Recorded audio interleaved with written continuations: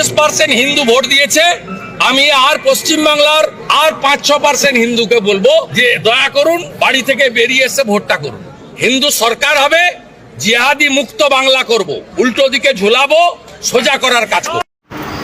ও শফিকুল বাবু, আরামবাগ টিভির শফিকুল বাবু, আমি আপনাকে বলছি, আপনার চোখের সামনে এসব ভিডিও কোনো ভেসে ওঠে না? না আপনার এই সাইডটা কক্ষর আছে? আমি প্রতিনিয়ত আপনাকে অনেক দিন থেকে ফলো করি। আর শুভেন্দু অধিকারী যে বড় বড় কথা বলে সোশ্যাল মিডিয়ার সামনে এসে, আপনি এই বিষয়ে একটাও প্রতিবাদ করেন না।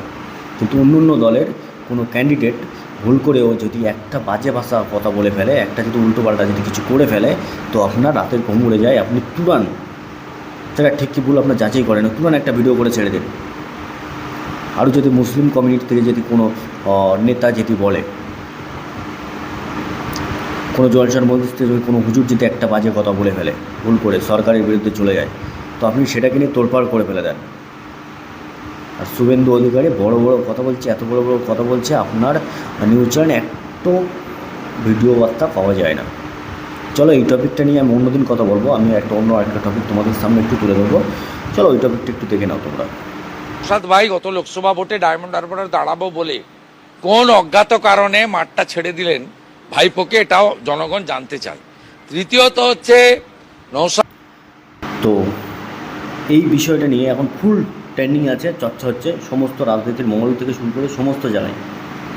আমরা জানি নওশাদ ভাইজান বলেছিল, আমি ইচ্ছা প্রকাশ করছি যদি আমার দলবলবন দেয় তাহলে আমি ডায়মন্ড হারবারে দাঁড়াবো। তখন কিন্তু সমস্ত মিডিয়া কভার করেছিল, সমস্ত জনগণ থেকে শুরু করে সবার মধ্যে একটা জিনিস ঢুকিয়ে দেওয়া হয়েছিল যে নওশাদ দিকে ডায়মন্ড হারবার দাঁড়াচ্ছে।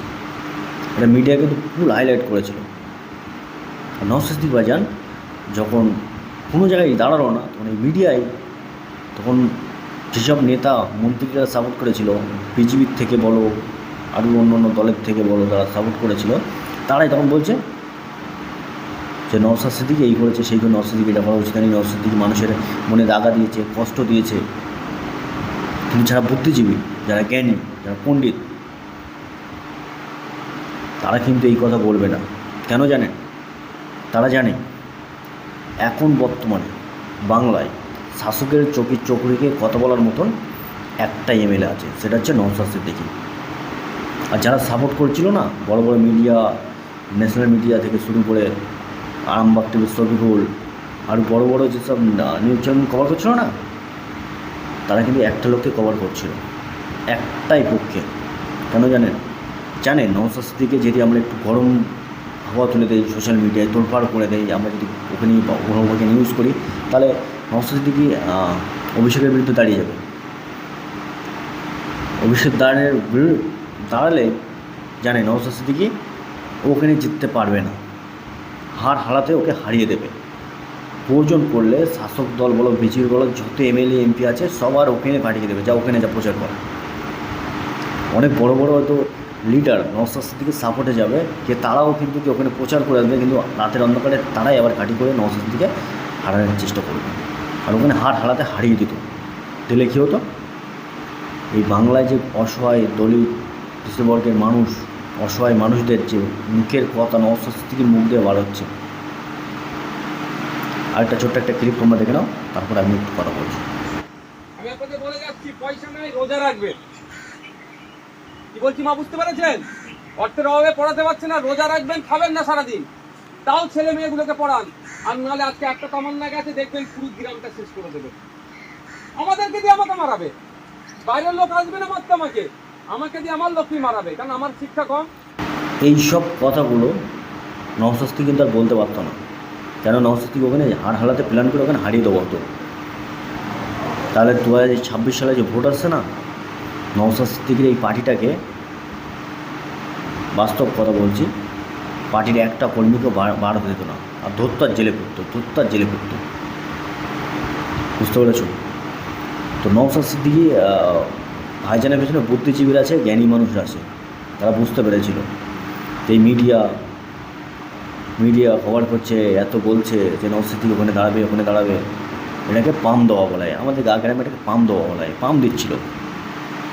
সেটাকে নওশাদ সিদ্দিকীর পেছনে তার ওই কাঁচা মাথার খেলালি নেই, পাকা মাথা আছে, তারা বুঝতে পেরেছিল যে নওশাদ সিদ্দিকী পাম দেওয়াচ্ছে, ওখানে দাঁড়ানোর হারাবে, হারানে মানেই আপনারা বুঝতে পারছেন যে এই বাংলায় আর চোখে কথা বলার মতন আর একটা এমএলএ থাকবে না। তখন বিজেপি টিএমসি বাদবাকি যারা আছে সবাই একদম আরামের সাথে বালিশের মাথা দিয়ে নিশ্চিন্তে ঘুমোতে পারবেন যে আমাদের পেছনে লাগার মতন আর কেউ নেই, আমাদের সত্যটাকে তুলে ধরার মতন আর এই বাংলার কেউ নেই।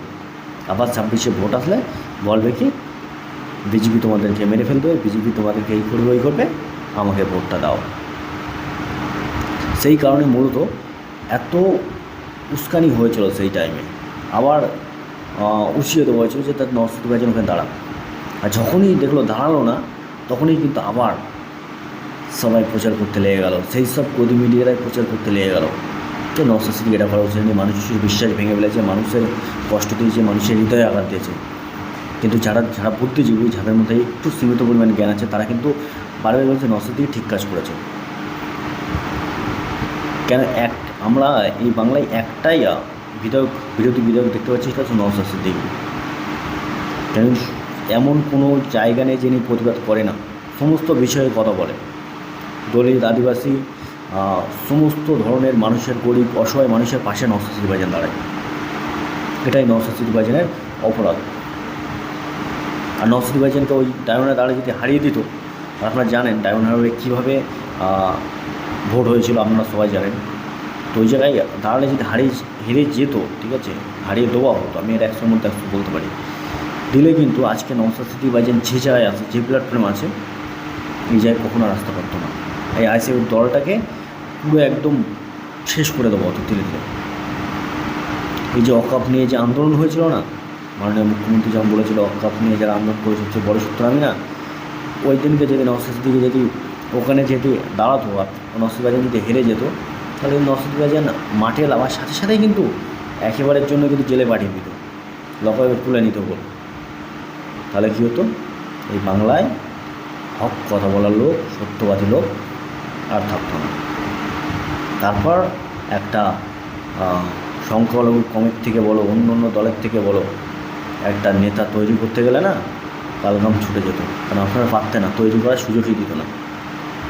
তাই প্রত্যেক আহমর জনগণের কাছে বলবো, যারা এই এখন বর্তমানে নিপীড়িত অসহায়, তাদের মুখের আওয়াজ, তাদের মুখের কণ্ঠ নওশাদ সিদ্দিকী ভাইজান।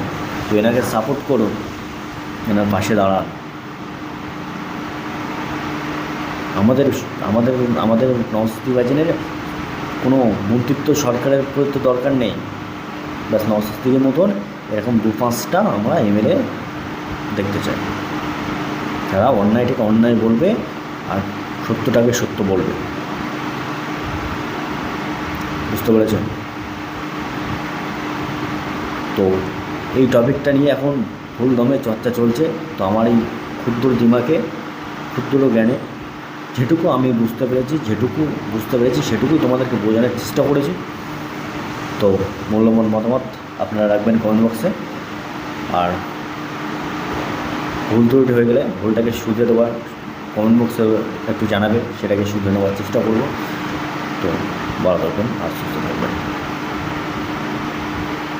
আর আপনি যদি ভিডিওটা একটু শেয়ার করে দেবেন পারলে।